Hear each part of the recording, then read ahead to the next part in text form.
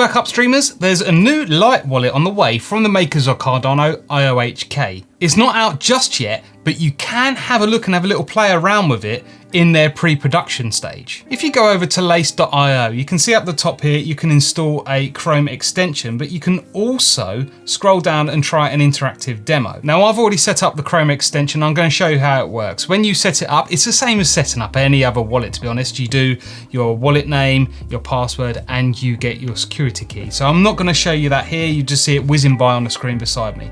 What I am going to show you is what the wallet actually looks like. So if we go up to the extensions up in the top right, I'll scroll down and there is Lace. And if you just click here, it's going to bring you up just a little version of the wallet, which is really handy if you're just doing a few little things. And you can do some quite cool stuff here. So you can look at your NFTs. Basically, you can do everything you can do in the main wallet. But if you want to see it a little bit bigger, there's a little expand button up the top here. Now, one thing to keep in mind is it's a pre-production wallet, so you can't put your real assets in there yet. And even if you could, I wouldn't recommend it because it's something that's still being built and developed. So what you actually do is you Google ADA Faucet, you put in your wallet address and they send you some test ADA.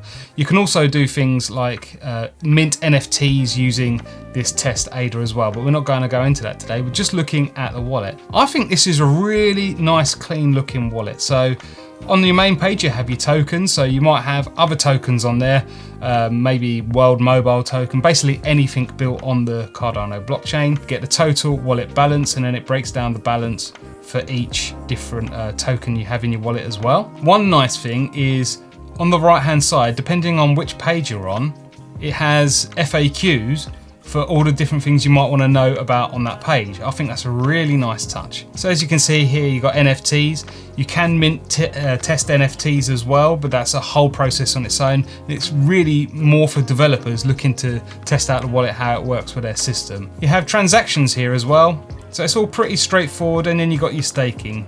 These aren't real stake pools at the moment. So if you put in upstream, it's not going to come up because you're not actually minting, but it shows you the process of what it'll be like. So let's go with Flux Pool.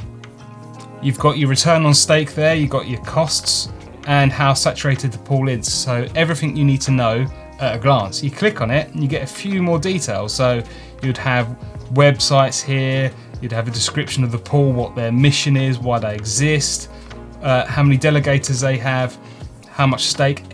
A little bit more detail for what you want to know. And then over here on the right, you have the network info. So this is a test network. So you can see it's only currently Epoch 55, how long we've got left on the Epoch, total amount of pools in the network, and the amount of test ADA that's been staked, and average return on stake and average margin. So that's quite nice that you can look, when you're looking at your pools, you can see the average return on stake. I mean, these are just ridiculous. You can see your average return on stake and you can compare it to the average return on stake. And the same goes with the margin as well. So 10% margin, you could see that the average is maybe 1 or 2%. Then that's going to help you figure out which pool is right for you. Last few things to look at. Obviously, you've got your send and your receive buttons up the top here. And we also have this little bit here saying the wallet's synced. We can create an address book. So if you've got wallet addresses that you send to all the time, you can add them in your address book so you don't have to copy and paste them every time. It's really handy. We have a light mode and a dark mode. You can lock the wallet, so let's see what that does. To unlock, open the extension. Okay, and you need to put in the password to be able to unlock it again. So that's quite a good security feature. You can lock it when you leave it, and then you don't have to worry about someone getting hold of your computer and accessing it without the password. Let me just put the password back in quickly and unlock, and we're back in again. And then let's finish up by having a look at the settings. You can get a public key, so you can just get people to give you ADA.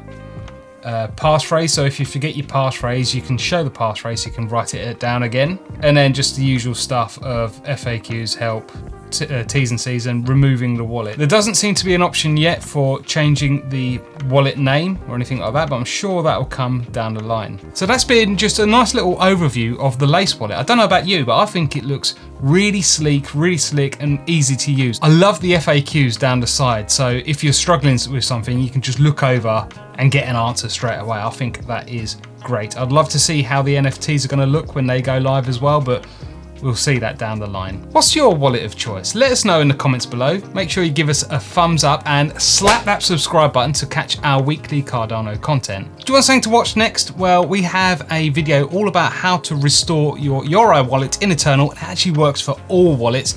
You can see that over here. Over here, we have a video explaining what an epoch is on Cardano. Till next time, grab your paddle and head upstream.